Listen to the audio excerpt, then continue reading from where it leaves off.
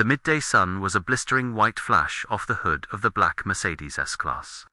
Chadwick, Chad Beaumont III, whose tailored blazer looked deeply offended by the idea of a drive-thru, leaned out of the window. "Are you absolutely positive this is my order?" Chad's voice was a low, grating drawl. Dripping with contempt, he stared at Maya, the cashier at Burger Baron, whose name tag gleamed mockingly. Maya, 23, and in uniform, maintained a polite, neutral expression. "Yes, sir. That is the Baron Burger Deluxe. No onions, with a diet cola. Just as the screen shows." "The quality is unacceptable," Chad declared, pushing the bag back towards her with his pinky finger. "The lettuce is lukewarm, the bun is structurally unsound, and the cheese," he paused, "the cheese is distinctly subpar. I want a refund, and I want it now." Maya reached for the refund button, calm and professional. "I can certainly process the refund for the burger, sir." "That's not all," Chad sneered. "Look at you. This is why minimum wage jobs don't deserve a raise. You people have no pride in your work. You're paid to serve, and you can't even manage basic sandwich assembly." He puffed his chest out. "I could buy this entire franchise and run it better from my yacht." He chuckled, a short, ugly sound. "And what are you going to do, Maya? Work 30 more years behind this window? Try to scrape together enough for a second-hand Corolla? It's pathetic, honestly. You should be grateful people like me give you a job." Maya finished processing the refund. She gently pushed the receipt back toward him. She met his gaze, and the professional calm in her eyes sharpened into something much harder. "Actually, sir, I won't be working behind this window for 30 more years." Maya unpinned her name tag and placed it carefully on the counter. "I'm not doing this for minimum wage." Chad squinted at her. "What is that supposed to mean? Are you quitting?" "No," Maya said, a faint, dangerous smile touching her lips. "I'm merely ending my 2-month undercover deployment." Chad just stared, confusion warring with his usual arrogance. "Deployment? You've lost it." "Not at all. My father, Sir Alistair Thorne, founded Burger Baron 35 years ago. I am Maya Thorne, and I currently sit on the board of directors, pending the transition of the CEO role." The color visibly drained from Chad's face. His mouth opened, but no sound came out.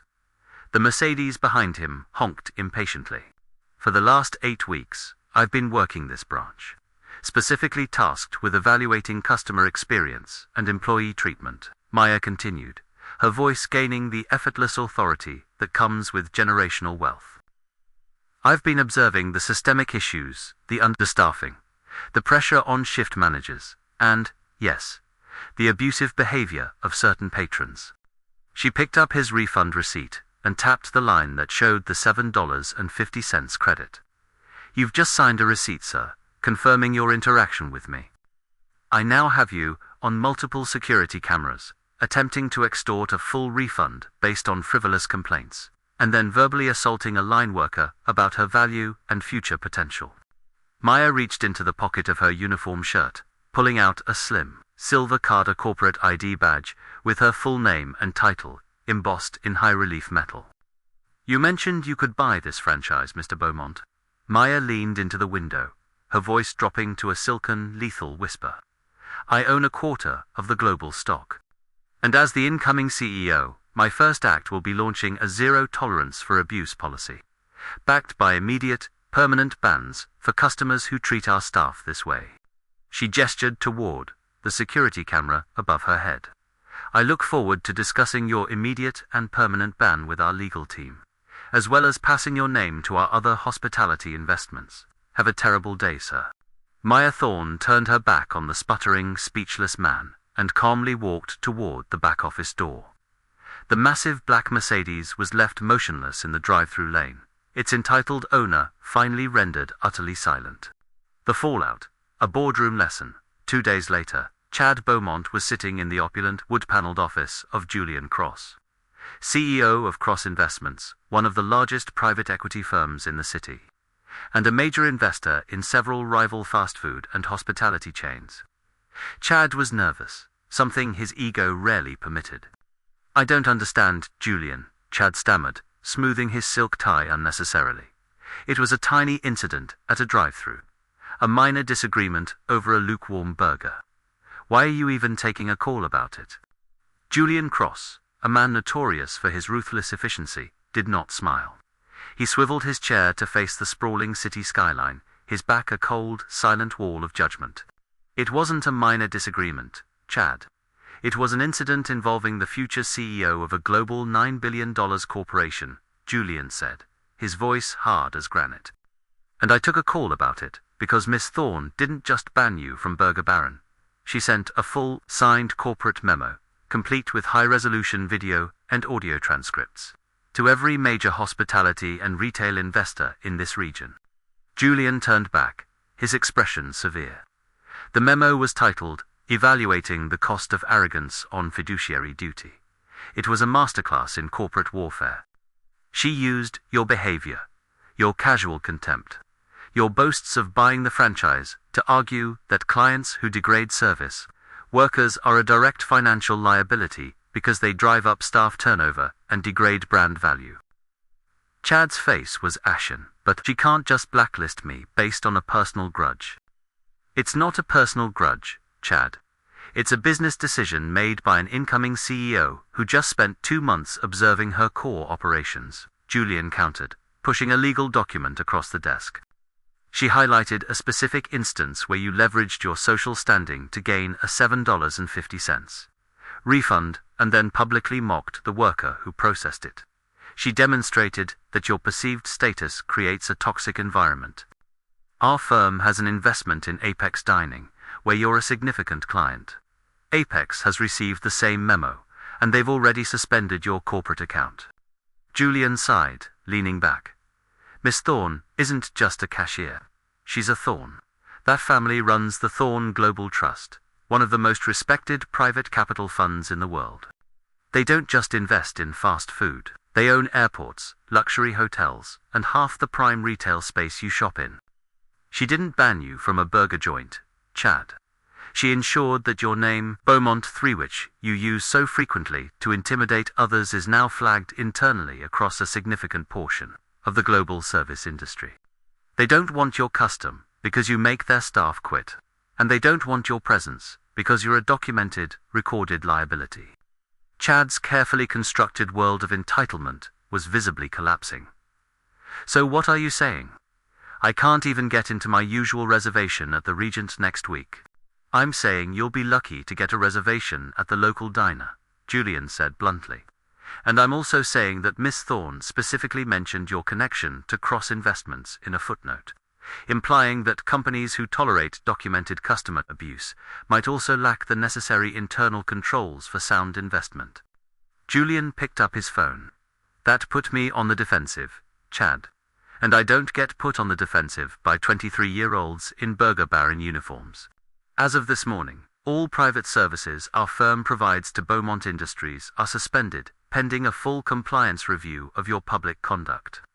You've become a liability to my fiduciary duty to my other investors. Julian ended the call without waiting for a reply. He looked at the reflection of the city, now seeing it through the cold, clear, unforgiving eyes of Maya Thorne. The new policy, Pride of the Baron. Meanwhile, back at the Burger Baron headquarters, Maya Thorne had moved into the CEO's office. She wasn't wearing a uniform, but a simple, impeccably tailored dark suit. Her first official meeting was with the regional managers, broadcast globally. The zero tolerance for abuse policy is non-negotiable, Maya announced, her voice calm and compelling. But it's only half of the solution. The other half is what we call Pride of the Baron. She explained the new initiative. 1. Livable wages. Every employee globally would receive an immediate 40% increase in base pay, placing all staff above the local cost of living index, regardless of government minimum wage. This is not charity. It is an investment in stability, Maya explained. An employee who is financially secure will not quit over a rude customer, saving us millions in training costs. Educational benefits. Full tuition reimbursement for any employee working over 20 hours per week, regardless of their field of study. We hire smart people. We should help them achieve their potential, whether that's in our corporation or elsewhere. That pride reflects back onto our brand. Technological shielding. The implementation of the new sophisticated AI-driven surveillance system, the same one that captured Chad Beaumont's full interaction, was finalized. Every interaction at the counter and drive-thru is monitored. Any verbal abuse is flagged. 3 strikes, and the system permanently bans the vehicle's license plate and the customer's payment method from all our services. We are not sacrificing our staff for customer dollars. The regional managers were stunned by the scope of the investment, which would cost hundreds of millions annually. Some of you are worried about the cost, Maya anticipated, her gaze sweeping across the video monitors. But let me tell you what I learned during my 8 weeks at the drive-thru window. A staff member who feels respected, protected, and financially secure is a staff member who builds a perfect burger. And perfect burgers, delivered with a genuine smile, are what make customers loyal. She tapped her pen on the desk. Mr. Beaumont's $7.50 refund cost us a minor fraction of a percentage point in daily revenue. But securing a new, reliable, and happy workforce will boost our long-term profits by creating the best experience in the market. We have the data. The cost of hiring and training a replacement is far higher than paying our current staff what they deserve. The era of the entitled, abusive customer holding our wages hostage is over, Maya concluded. A genuine, powerful smile finally breaking through. We are selling pride, stability, and quality. That's the new Burger Baron way. Now, let's get back to work.